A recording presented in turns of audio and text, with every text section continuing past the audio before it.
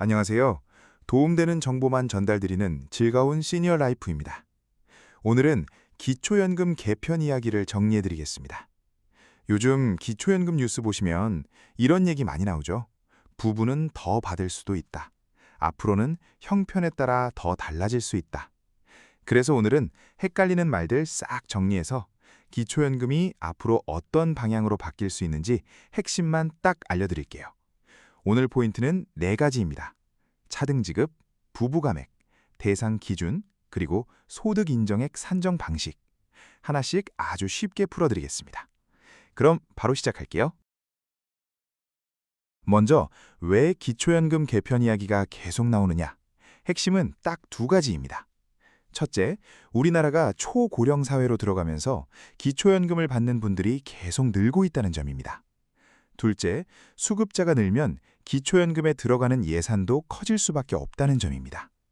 즉, 필요한 분들께 충분히 지원은 하되 지급 방식은 더 정교하게 바꿔야 하는 것 아니냐, 이런 문제 제기가 커진 겁니다.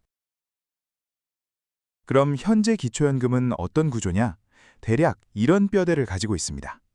보통 만 65세 이상 어르신 중에서 소득 인정액 기준으로 하위 일정 비율에 해당하면 기초연금을 받게 됩니다. 일부에서 정리하는 기준으로는 하위 70%라는 표현이 자주 등장합니다. 지급액은 매년 달라질 수 있는데요. 예시로는 단독 가구 월 최대 34만 9천 원대 같은 수치가 언급되기도 합니다. 다만 오늘 영상의 핵심은 금액 확정이 아니라 앞으로 어떤 방식으로 바뀔 수 있나입니다. 이제 본론입니다. 기초연금 개편에서 자주 거론되는 방향은 크게 4가지로 정리할 수 있어요. 첫째, 차등지급, 흔히 말하는 하후상박입니다. 둘째, 부부가액 완화입니다. 셋째, 대상 기준을 조정하는 논의입니다. 넷째, 소득인정액 산정 방식 손질입니다. 첫 번째, 차등지급, 하후상박입니다. 쉽게 말하면 정말 형편이 어려운 분께 더 두텁게, 상대적으로 여유 있는 분께는 덜, 이런 방식으로 가자는 방향입니다. 여기서 논의되는 아이디어가 하나 더 있습니다. 바로 지금 받고 있는 기존 금액은 유지하고 앞으로 인상되는 금액, 즉 증액분만 차등으로 주자, 이런 방식입니다. 이렇게 하면 갑자기 기존 금액이 깎인다는 반발을 줄이면서도 지원이 더 필요한 분께 인상분을 집중할 수 있다는 논리입니다. 다시 말씀드리지만 이건 확정이 아니라 검토되는 방향입니다. 두 번째, 부부가액 완화입니다. 현재 기초연금에는 부부가 함께 수급할 때 감액이 적용되는 구조가 있다는 설명이 자주 나옵니다. 예를 들어 20% 감액 같은 표현이요. 여기서 논의의 핵심은 이겁니다. 부부가 같이 산다고 불이익을 받는 구조는 맞지 않다. 그래서 감액률을 단계적으로 낮추거나 장기적으로는 감액 자체를 없애는 방안을 검토할 수 있다는 흐름이 나옵니다. 일부에서는 예시로 내년부터 감액률을 15%로 완화하고 이후 10%까지 낮추고 장기적으로는 폐지까지 검토한다. 이런 시나리오도 언급합니다. 하지만 여기서도 마찬가지로 지금은 확정이 아니라 검토 단계라는 점 꼭 기억해 주세요. 세 번째, 대상 기준을 바꾸는 논의입니다. 지금은 하위 70% 같은 표현으로 이야기되지만 향후에는 기준을 더 크게 손보는 논의가 나올 수도 있습니다. 예를 들면 전체 국민의 소득 구조를 반영하는 방식, 기준 중위소득 같은 기준을 활용하자는 이야기가 거론되기도 합니다. 이런 논의가 중요한 이유는 기준이 바뀌면 누가 대상이 되는지 범위 자체가 달라질 수 있기 때문입니다. 다만 이것 역시 확정이 아니라 가능한 방향 중 하나로 거론되는 내용입니다. 네 번째, 소득 인정액 산정 방식 손질입니다.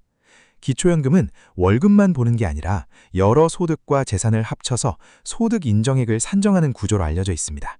그런데 일부에서는 공제나 산정 방식 때문에 실제보다 낮게 잡혀서 수급이 가능해지는 사례가 있을 수 있다. 이 부분을 손볼 필요가 있다. 이런 논리가 나옵니다. 그래서 재산이나 기타 소득 반영을 더 강화해서 정말 필요한 분께 지원이 집중되도록 하자는 방향이 거론됩니다.